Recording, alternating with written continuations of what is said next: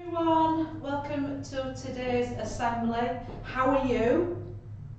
I'm feeling really good and I really hope you are too. That rhymes, doesn't it? No Chelsea this morning. I think she might have got stuck in the snow or within some other adverse weather conditions this weekend. Hopefully we'll see her next week. Okay, so what have you been up to this weekend? Quite a busy weekend, really. The weather's not been too good, has it? Or maybe you really like the snow, I'm not sure. But I've been out walking and I did, probably over the weekend, probably about 20 kilometres. Any idea in miles, you lads, how many miles that is? So 20 kilometres, how many miles is that? Get your answers to me shortly. So on with the weather, actually, as I say, it's been what we call a bit inclement, hasn't it? Yeah, it's 1 minute it's been sunshine, 1 minute snow, rain. It's been very, very cold. So I've got some facts for you about the weather. The fastest recorded raindrop was 18 miles per hour. Now that is fast, isn't it? The fastest recorded raindrop, 18 miles per hour. A bolt of lightning is 5 times hotter than the sun. I don't really know how hot the sun is, but I guess it's very, very hot. I'm sure you boys can tell me. But a bolt of lightning is 5 times hotter than the sun. And the last one, it can be too warm to snow, but never too cold. Now, that made me think a little bit because I've always heard the saying, it's too cold to snow. But apparently, it can be too warm to snow, but never too cold. Some facts about the weather. So we've got a couple of birthdays, 3 birthdays this week to celebrate. So happy birthday to Beverly Lee, to Stacey Spencer and to JK. Well done and a happy birthday to you guys. Okay, I'm going to move on to Students of the Week. And as if by magic, Chelsea has managed to dig herself out of the snow and she's here with me. So, Students of the Week. In Hockney, the award goes to Jaden for super contributions in discussions and completing all topic work to a good standard. Here's some fantastic info about your work, Jaden, well done. And in Rowntree, the award goes to Lewis for settling well into Lowry, being a fantastic role model for others and completed all work asked of him. Well done to Lewis. And in Sheeran, the award goes to Harry. Harry has had a fabulous week back in school. He read the story The Gruffalo aloud to other boys and staff within the class and has produced some fabulous work. In English and in topic, Harry has written a rhyming poem about the newest creature added to the Gruffalo. Well done, Harry. And in Priestley, the award went to Jack for an amazing return to school with great engagement in the classroom and completing some entry-level exam work. Well done, Jack, that's fantastic. In Hargreaves, the award went to William. William has settled back into class very maturely. He has accessed and completed all his work to a really high standard. Brilliant, well done to William. And in Adams, the award went to Riley for a very positive return to school after the holidays and completing all the work set. Well done to Riley. In Nightingale, the award went to Ben for his enthusiasm and creativity when learning about animals in Africa. Well done, Ben. And in Clancy, the award went to Josh for returning to school in a really positive manner. Well done, Josh. In Whittaker, the award went to Bailey for his interest and knowledge about metals in our science topic. Well done to Bailey. And in Best, the award went to Charlie for showing so much enthusiasm when playing in the sensory room at Best, and his constant communication, Makaton, and vast improvement on verbal sounds. Well done to Charlie. And in Boothroyd, the award went to Cameron, making a superb tasty tuna pasta bake for lunch yesterday, followed by yummy custard. I quite fancy some of that tuna pasta bake myself. And House of the Week this week for making a fantastic start to the new term, and that went to Bronte House. So well done to Bronte House, fantastic effort.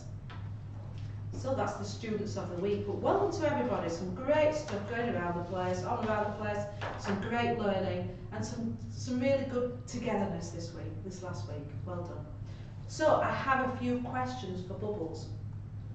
So this is the competition. See if you can get me these answers from your Bubbles today, and there'll be a prize for the bubble waiting in reception for the first ones that come in. So you might say, we say, how old am I? So I'm going to ask you this question. How young am I? That's your first question. The second question is, what do I do for a job? And you must explain the details there. So what do I do for a job? What's my, what we call title, okay? And what do I actually do for my job? That'd be interesting to see.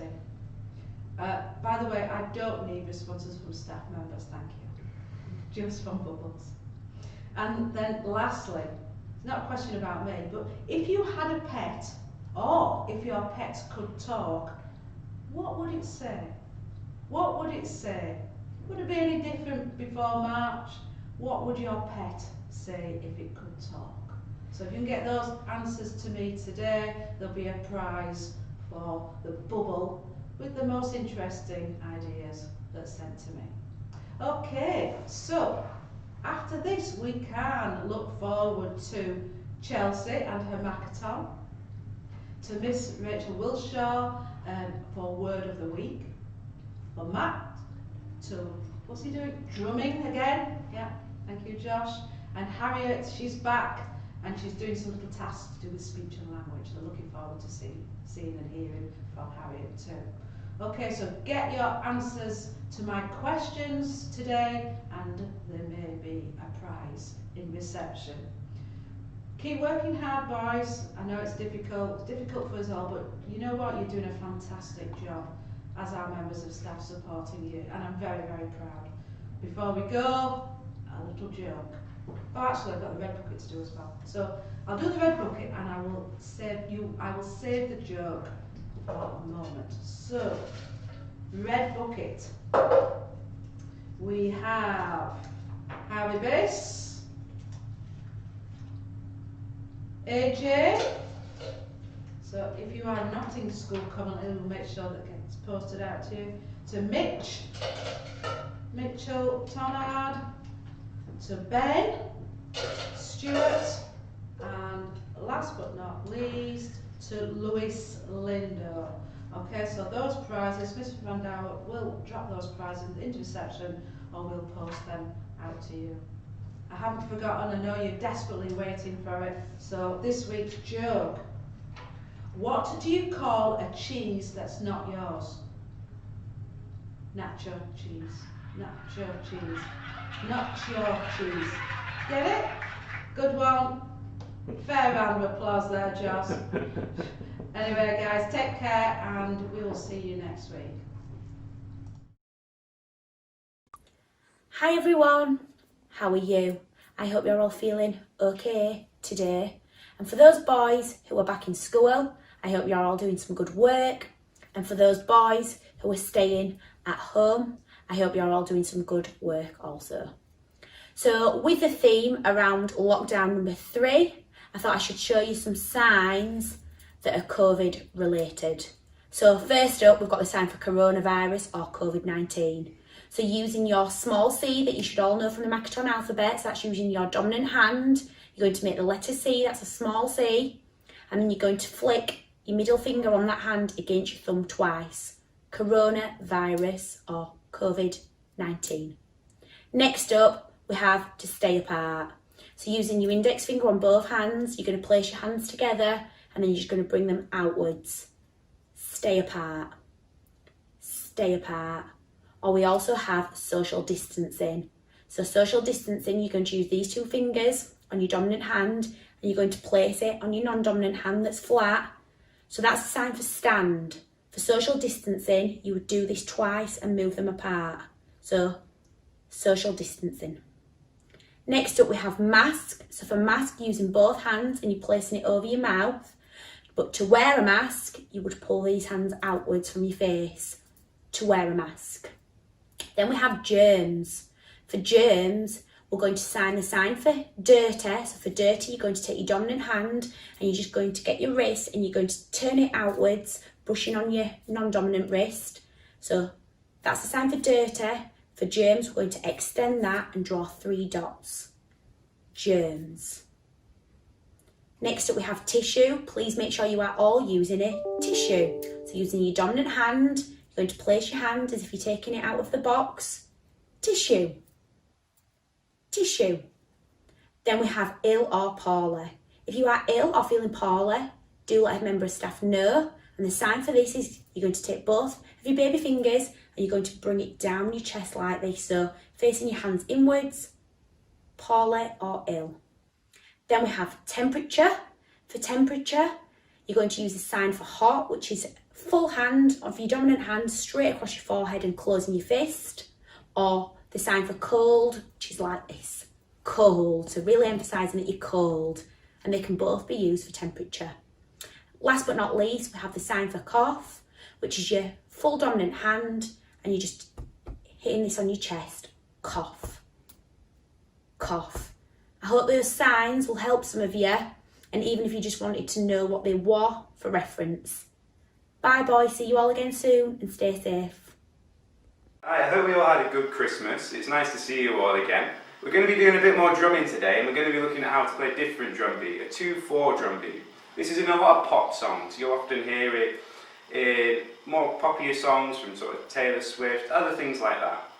It's nice and easy. Again, all we're doing is counting to 4. So we always need to keep that 1, 2, 3, 4 ticking on over in our mind. But unlike the 4/4 beat, we're not just counting 4 straight beats on the hi-hat like this. 1, 2, 3, 4.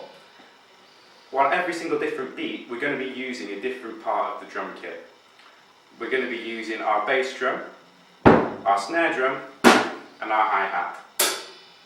Now our bass drum is going to be on 1, our hi-hat is going to be on 2, our snare drum is going to be on 3, and our hi-hat is going to be on 4. So it's going to sound a little bit like this. I'll start off doing it slowly, and then you can hear how it sounds a bit faster. 1, 2, 3, 4. 1, 2, 3, 4. Now a bit faster, it'll sound like this. 1, 2, 3, 4. 1, 2, 3, 4. 1, 2, 3, 4. 1, 2, 3, 4. And again, the brilliant thing with a 2/4 beat, similar to a 4/4 beat, is you can do lots of different things within it to make it sound a bit more interesting. So for example, you could open the hi-hat on the 4th beat. So 1, 2, 3, 4. Or you can add little drum fills to it. And we'll have a look at some drum fills next week, and I'll see you then. Good morning everyone, hope you've had a lovely weekend. I hope you've had some snow like me. I've been making snowmen in my garden. So I thought today we could do a task like building snowmen. Now you can build absolutely anything you want. It could be a building, it could be an animal, it could be a person. And you can use any material, so you could use Lego, Play-Doh, pen and paper, anything like that. And you're just going to give instructions to someone else of how to make it. So if you sit across from someone and then put up a barrier so that they can't see what you're doing and you can't see what they're doing. And then you're going to give them instructions of how to make something. So I would give someone instructions of how to make this snowman that I've made out of Play-Doh. And then at the end, what I want you to do is show each other what you've made, and hopefully it'll be similar. Good luck, I hope you enjoy it. Good morning everyone, and welcome to Mrs. Wilshaw's Word of the Week. Happy New Year! This year I would like to turn you all into vocabulary ninjas. There are 2 levels. Grasshopper Ninja is the starting ninja title, and Shinobi Ninja is for those of you who are ready for an extra challenge. The word of the week this week for grasshoppers is whisper. When you whisper, you say something very quietly, using your breath rather than your throat, so that only one person can hear you. For example, Shanza whispered to her best friend in the lesson. The word of the week this week for Shinobi Ninjas is fatigue. Fatigue is a feeling of extreme physical or mental tiredness. For example, the long days staring at the screen were fatiguing. Grasshopper challenge. Can you match the word whisper with the correct meaning? Shinobi challenge. Can you match the word fatigue with the correct definition? See you next week with Mrs. Wilshaw's Word of the Week.